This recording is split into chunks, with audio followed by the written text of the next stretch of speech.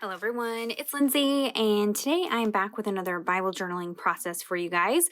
I am starting to journal my way through the big picture from By the Well4God.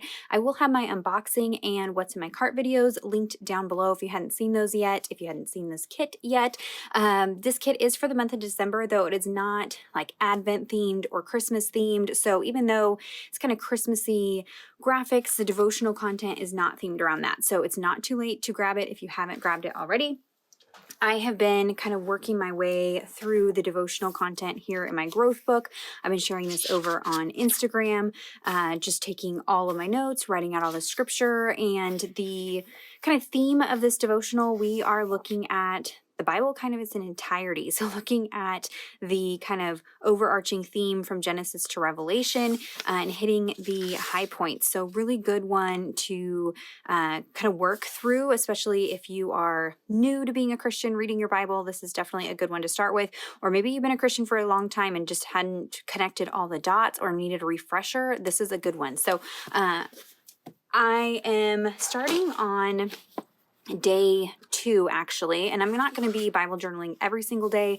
I'm not going to do in-depth studies here on my videos. Like I've mentioned in some of my other recent videos, I just have a lot going on and I can't dedicate the time to studying, creating, and teaching this season. I have to cut out something.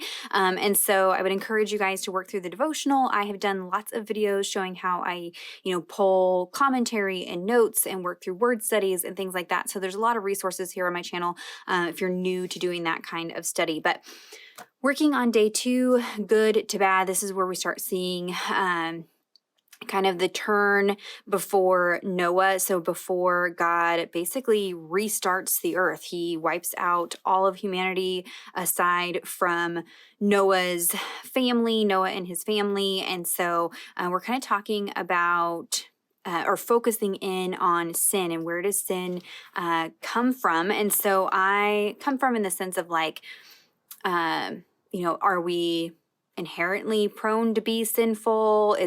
Are we accidentally sinful? Are we intentionally sinful? So that's kind of what we're talking about here in day 2. So I am looking at Genesis 6:5. Says, the Lord saw that the wickedness of man was great in the earth, and that every intention of the thoughts of his heart was only evil continually. So focusing on the statement here, thoughts of his heart. And so that is kind of what I'm thinking about as I create this journaling entry. I am just working in a standard journaling Bible this go around. And so I'm having to create some additional places to do study notes and things like that. So I went ahead and took down a commentary from John MacArthur. He says, this is one of the strongest and clearest statements about man's sinful nature. Sin begins in the thought life.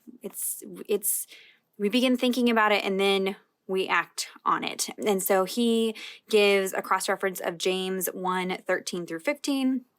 It says, no one is to say when he is tempted, I am being tempted by God, for God cannot be tempted by evil, and he himself does not tempt anyone.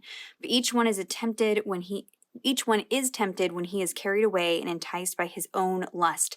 Then when lust has conceived, it has given birth to sin, and sin, when it has run its course, brings forth death. Sin begins in our thoughts, in our heart. And so, I think that's important to remember as we look at sin and the importance of repentance and turning away from that, not just in our actions, but in our thoughts and what's in our, in heart. It's a deeper thing than just a surface level, stopping the behavior. There needs to be a change of mind, basically, when it comes to repentance of our sins. So I'll be journaling here in Genesis 6:5. I pulled out a few elements from the kit as well as some die cuts that I had created. You can see all of that in my what's in my cart video. I will have everything linked down below, but again, that cart video will have details about everything if you have questions about, certain products and things like that. So I'm going to go ahead, put you guys on fast forward and walk you through putting together this page for Genesis 6:5. All right, so starting with the background, I'm going to do a little bit of ink blending with some Distress Oxide inks.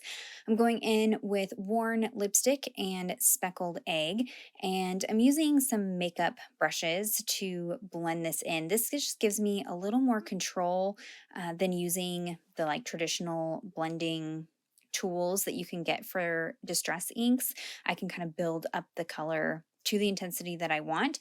These can bleed through your Bible pages, especially when you add any kind of liquid. So glue, even if you're not spraying it with water, even just gluing something down to it activates the ink. So just be mindful of that.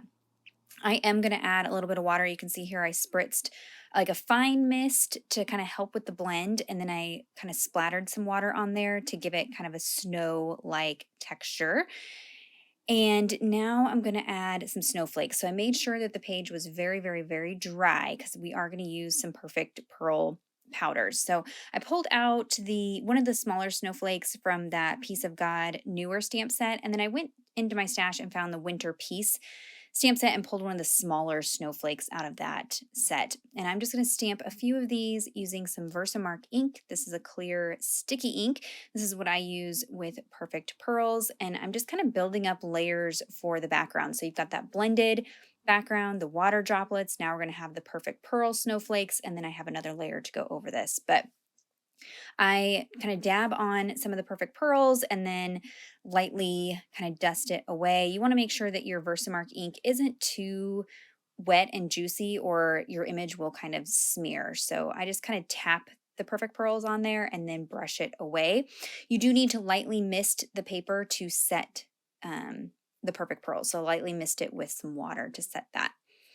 But now I'm moving on to the die cut pieces. This is a little trick I have for this. So I showed how I did these, or that I cut these out in my cart video. I just cut them out of white cardstock, and then I'm just going to paint them to the colors that I need. So I've used some of that mint tape, and it's a low tack washi tape, and I've taped it to my mat sticky side up, and then just tacked, pushed the die cuts down onto it, and that holds them in place while I paint them. And I'm just using some distress paint. I'm going in with Evergreen Bough, Speckled Egg, Worn Lipstick, Festive Berries. This bright green is crushed olive, and then there'll be a little bit of gathered twigs. I'm trying not to use too much water, so I'm really drying off my brush. That gives me a more intense color. These are water reactive like all the other distress products, and so I want the color to be really deep and vibrant, so I don't have a whole lot of water in my brush. And also, this is just regular cardstock. It's not watercolor cardstock, so I want to be careful. But there they are all assembled, and I do paint the front and the back. That just kind of finishes them off a little bit. But we're going to add a little sparkles. So I pulled out some rock candy glitter from Ranger and then some multimedia matte glue. And I'm just taking a small paintbrush and kind of dabbing the glue onto areas of these die cuts. I'm not completely covering them. I want it to look like it snowed from the top of the page and the snow kind of settled on these pieces. So I'm keeping that in mind. I'm just adding the glue to the top area of each of the little pine boughs, the berries, the leaves. I'm just adding it kind of to the top and not a whole lot. And then I'm dabbing it in that glitter. And then the glue will dry clear and it'll just leave the glitter. And this glue is a really good glue. It holds onto the glitter.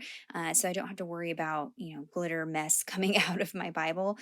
This really holds on to it well. I know glitter isn't for everybody, but with this, I love that it kind of gives that frosty, icy, snowy look. So that's what I'm going for. I don't use this very often, but for Christmas it does get pulled out. So here is a close-up look at how those look finished. Love that. And that, remember, those just started as plain white pieces. So now we can start assembling everything. I pulled out some buffalo plaid washi tape from my stash. I think this one was probably from Felicity Jane. Like I've mentioned, they are going out of business, so you can scoop things up for a really, really, really, really good price. So definitely head on over and check out Felicity Jane, see if maybe they have some things you want to get for your stash. But I'm using that to kind of sit all of my items down onto, and then I will use some liquid adhesive to adhere everything down. That gnome piece is from the devotional kit, so obviously that's kind of where my color palette came from, was that particular piece. And then I'm going to fill in the background with these snowflakes. These I cut ahead of time out of some metallic cardstock, and I just cut a whole bunch of them all at once, and then they're just ready to go for a page just like this. So I kind of fuss with them quite a bit. Now, these Bibles, my journaling Bibles, I don't study or read from these typically, so I don't mind if some of the text gets covered, but if that bothers you, you can just scoot things over into the margin. Or what I often do is just don't add glue to the areas that are covering the text. That way I can kind of lift things up and be able to see underneath them. So just adjust it to what you're comfortable with. But I'm even using the cutoff pieces to add some to the edges there.